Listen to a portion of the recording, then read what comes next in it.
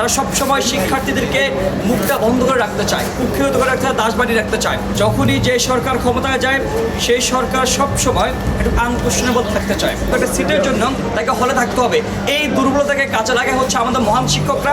আজকে ঢাকা বিশ্ববিদ্যালয় প্রশাসনের উদ্যোগে ক্রিয়াশীল ছাত্র সংগঠনগুলোর সাথে ডাকসু এবং ক্যাম্পাসের রাজনীতি, হল রাজনীতি কী ধরনের হবে সে বিষয়ে আলাপ আলোচনার জন্য আহ্বান করা হয়েছে। বাংলাদেশ গণতান্ত্রিক ছাত্র সংসদের পক্ষ থেকে আমরা আমাদের অবস্থা ক্লিয়ার করেছি ইতিমধ্যে।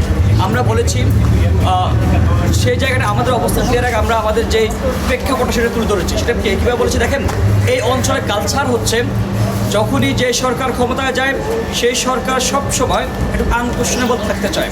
তারা সবসময় পাবলিক বিশ্ববিদ্যালয়ের শিক্ষার্থীদেরকে তারা ভয় পায়, বিশেষ করে ঢাকা বিশ্ববিদ্যালয়ের শিক্ষার্থীরা ভয় পায়।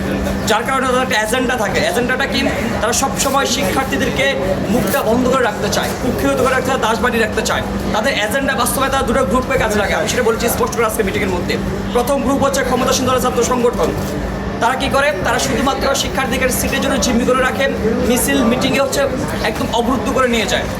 আরেকটা গোষ্ঠী আছে, তারা কারা? তারা হচ্ছে আমাদের শিক্ষক, যারা তো অভিভাবক। ওই শিক্ষক, ওই অভিভাবকরাই যারা হল প্রবেশের দায়িত্ব পালন করেন, হাউস সিটের দায়িত্ব পালন করেন।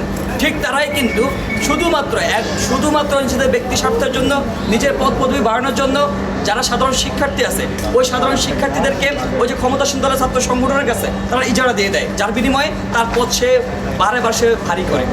এই যে হচ্ছে সরকারের যে এজেন্ডা, ক্ষমতাসীন দলের যে এজেন্ডা, সেই এজেন্ডার ধরাশায়ী হতে হয় সাধারণ শিক্ষার্থীদেরকে। আপনারা জানেন যে ঢাকা বিশ্ববিদ্যালয় সহ প্রত্যেকটা পাবলিক বিশ্ববিদ্যালয়ের শিক্ষার্থীরা বেশিরভাগই নিম্ন মধ্যবিত্ত ফ্যামিলি থেকে উঠে আসে। আর এই যে তাদের একটা দুর্বলতার জায়গাটা, যে তাকে ইচ্ছা অনিচ্ছা হোক একটা সিটের জন্য তাকে হলে থাকতে হবে, এই দুর্বলতাকে কাজে লাগে হচ্ছে আমাদের মহান শিক্ষকরা। বসুন্ধরা টিস্যু, অশুদ্ধতার বিরুদ্ধে এক বিন্দুও ছাড় নয়।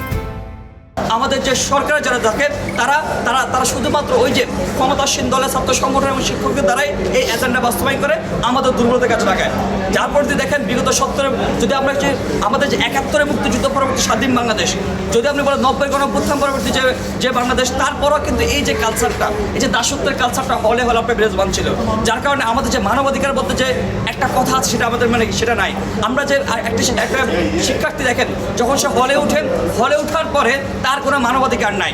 সে ব্যক্তির কালকে তার পরীক্ষা নাকি তার ক্লাস শুটিং আছে কোনো কিছু, সেটা দর্তব্যের বিষয় না।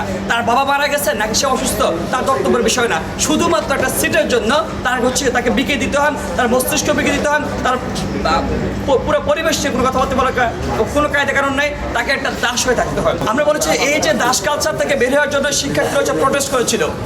এই প্রটেস্টের মধ্য দিয়ে আজকে যে 24 গণঅভ্যুত্থান পরবর্তী যে বাংলাদেশের শিক্ষার্থীরা তারা আবারও চাচ্ছে না যে আবারও দাসত্বের জীবনে ফিরে যায়।